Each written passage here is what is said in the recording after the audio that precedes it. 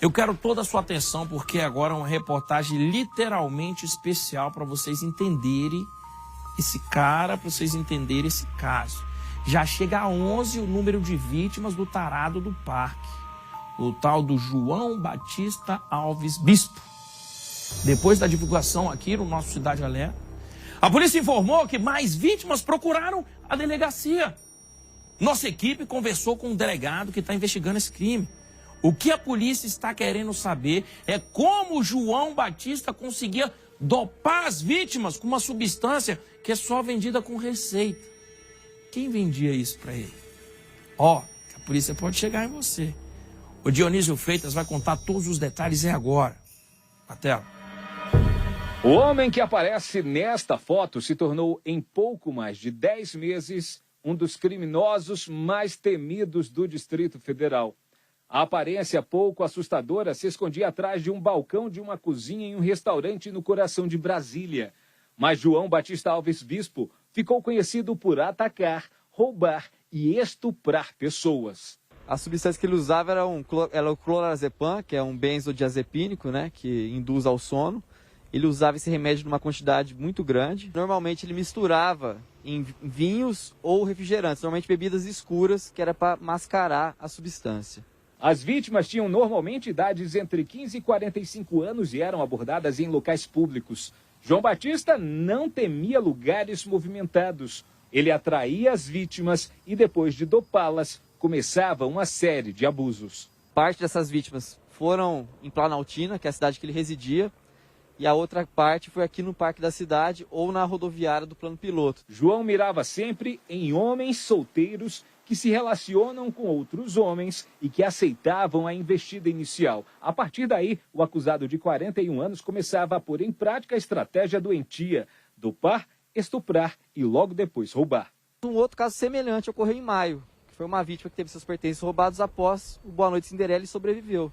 Nós então chamamos essa vítima, mostramos as fotos de João Batista e ela prontamente o reconheceu. Quando localizamos o endereço dele, fomos até lá, encontramos o tênis da vítima que faleceu, o qual foi reconhecido pelo pai da vítima, que também apresentou o comprovante de compra desse tênis. Encontramos o aparelho celular da vítima de maio e o aparelho celular de uma outra vítima que tinha sido roubado em agosto, na rodoviária do Plano Piloto, e também teve roubado a sua motocicleta.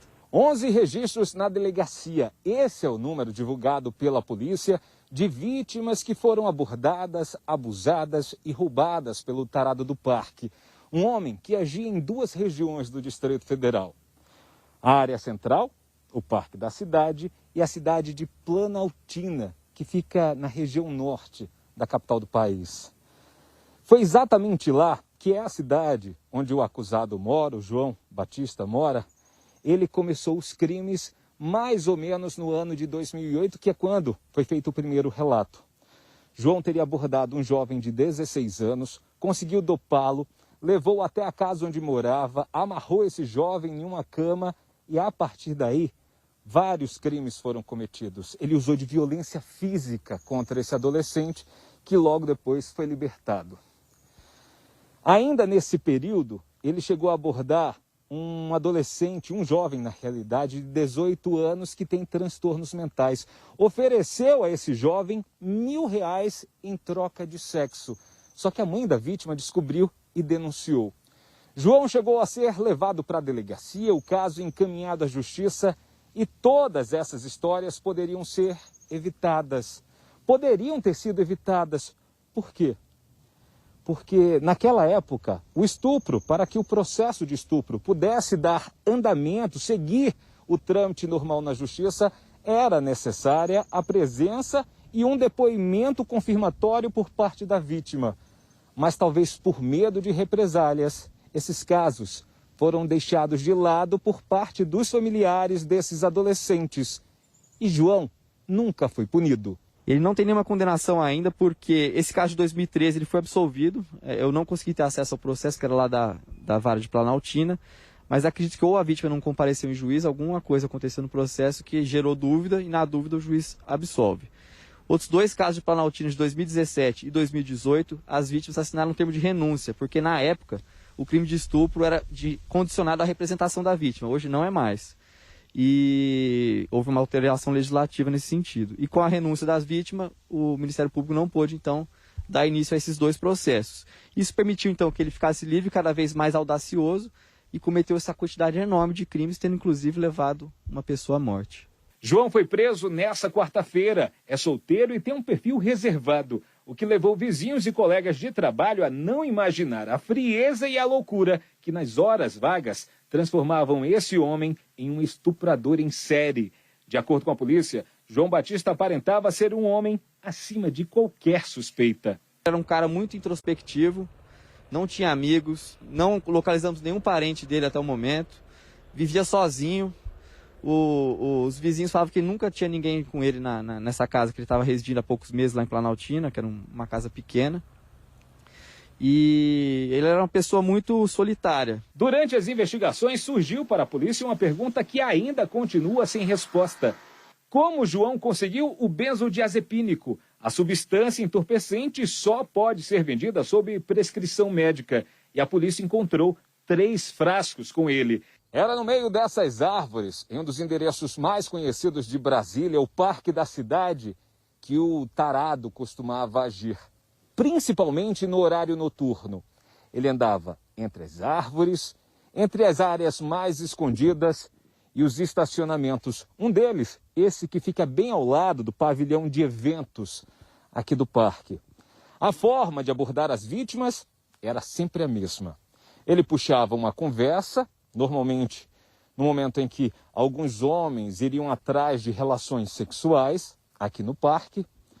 E durante essa conversa, ele oferecia bebidas alcoólicas, justamente para camuflar o efeito dos ansiolíticos que ele utilizava para dopar as vítimas. Um dos casos aconteceu no estacionamento. Ele conseguiu dopar a vítima e logo depois furtar os objetos dela e cometer o estupro. Um outro caso aconteceu já este ano. Um turista, vindo de Minas Gerais, estaria sentado em um dos bancos aqui do parque quando o João sentou ao lado dele. Disse que aquele dia era o aniversário dele, do cozinheiro, e que ele estava muito triste porque estava sozinho. Começou ali uma conversa mais descontraída, até que, mais uma vez, João ofereceu a bebida.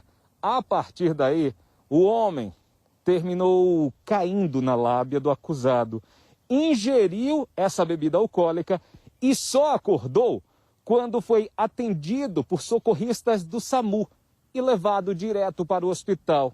Quando se deu conta, já estava sem nada.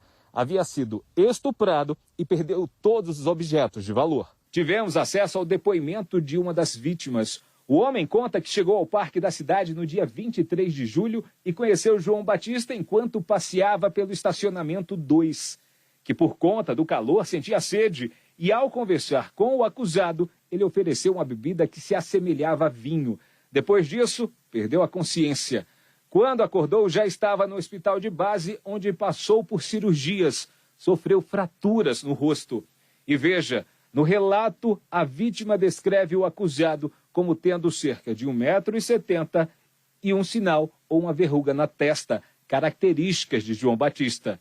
E essas são as descrições presentes nos relatos de todas as vítimas do tarado do parque. O caso mais grave associado a João pela polícia também aconteceu aqui no Parque da Cidade, próximo a essa estrutura conhecida como Castelinho, que é um ponto de diversão para as crianças. Foi no final do mês de janeiro que um homem foi encontrado caído no meio das árvores.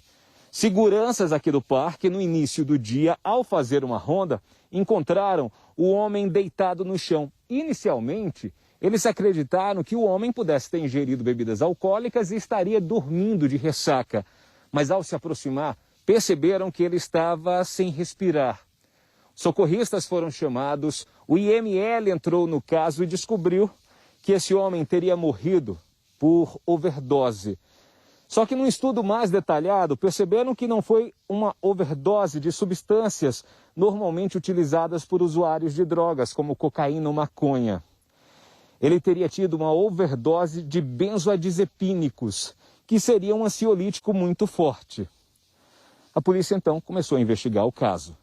e percebeu que o celular da vítima, um homem de 30 anos, morador de área nobre aqui do Distrito Federal, a Asa Norte, o celular dele continuava sendo usado, desta vez em Planaltina, cidade onde mora o João. A polícia então monitorou esse aparelho por alguns meses até que ele deixou de funcionar. No momento em que foi preso, essa semana, a polícia encontrou na casa de João os tênis que seriam do homem encontrado morto aqui no parque. Ainda segundo Maurício Iacuzzi, João parecia colecionar objetos das vítimas, já que não se desfazia nem mesmo daquelas peças de roupas e calçados que não cabiam nele. Encontramos o tênis da vítima que faleceu. A gente sabe que era da vítima por quê? Porque o número não é o número que ele utiliza, e sim o número da vítima, foi encontrado sem os sapatos. A família da vítima reconheceu o sapato e inclusive apresentou o comprovante de compra pela internet desse sapato, já que o pai tinha dado de presente para seu filho. Além disso, 2 aparelhos celulares das vítimas também ali estavam. E foi encontrada a jaqueta também dessa vítima, que teve a motocicleta furtada junto com o seu celular, também estava na residência dele. Entre as vítimas do tarado do parque, também está um mexicano que estava em Brasília. A ousadia de João parecia não ter limites. Na rodoviária do Plano Piloto passam por dia entre 700 mil e 1 milhão de pessoas, ou para pegar ônibus ou metrô. Mesmo assim, com essa grande quantidade de pessoas e até mesmo a presença de rondas policiais, ele agiu aqui. Uma das vítimas, um jovem de 16 anos, que procurava um emprego e João ofereceu a ele uma vaga, uma possibilidade de conseguir trabalho em uma pizzaria. Eles se encontraram, então, aqui na rodoviária. Conversa vai, conversa vem, o garoto entregou o currículo a João. E ele ofereceu uma bebida, um refrigerante. O jovem não desconfiou de nada. Aceitou a bebida e, segundo ele, no depoimento à polícia, logo depois disso, não lembra mais de nada. Acordou horas depois na casa de João com um sangramento na região íntima. Ele teria sido estuprado, teve os objetos tomados por João e ficou com medo. O tarado do parque chegou a agir nas proximidades de um shopping na área central da capital do país. Aqui ele abordou um homem em uma moto que tentava comprar um lanche. Na área externa, próxima à rodoviária, ele atraiu essa pessoa até ali, deu a bebida com o remédio, subtraiu a motocicleta, a carteira e o celular dessa vítima.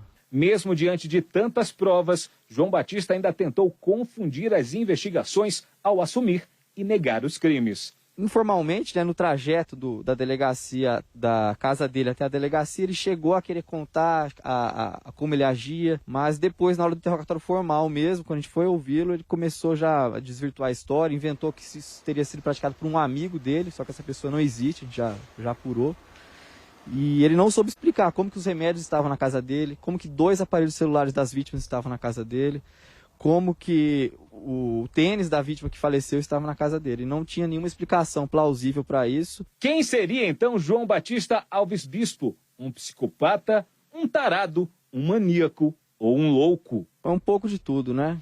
Era um cara sozinho, demonstrou indício de psicopatia e fez várias vítimas, né? A pessoa que dá um remédio para deixar a outra incapacitada e consegue ter prazer nisso, você vê que a pessoa não está bem da mente. Então a gente acredita que é um psicopata, um indivíduo muito perigoso.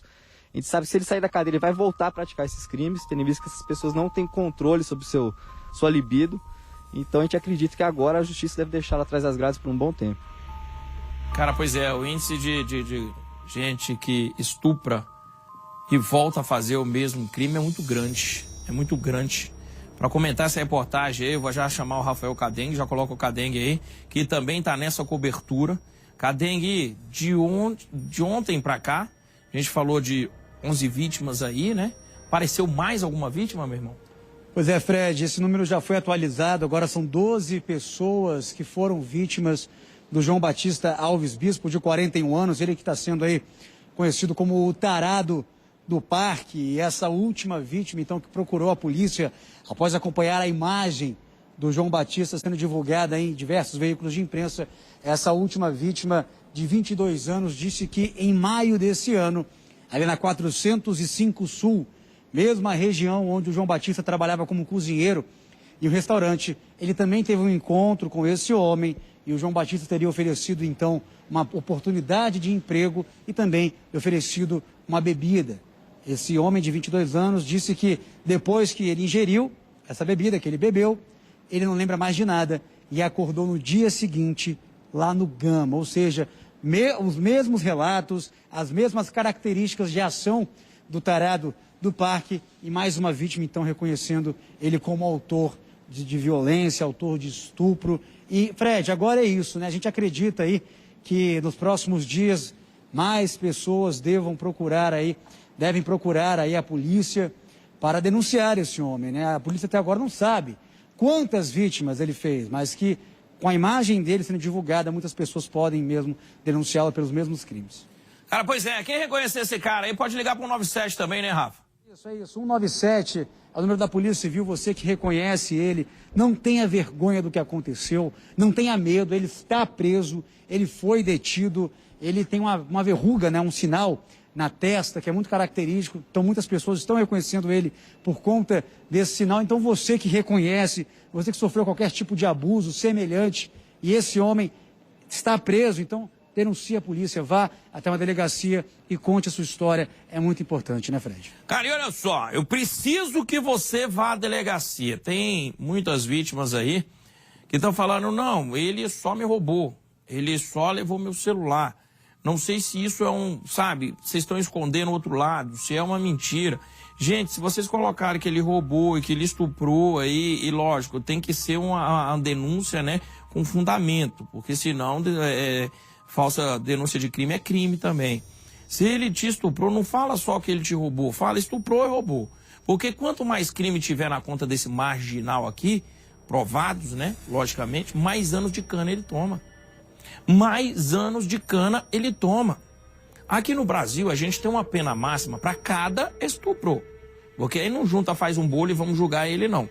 Ele é julgado por cada um. Cada um é uma pessoa diferente.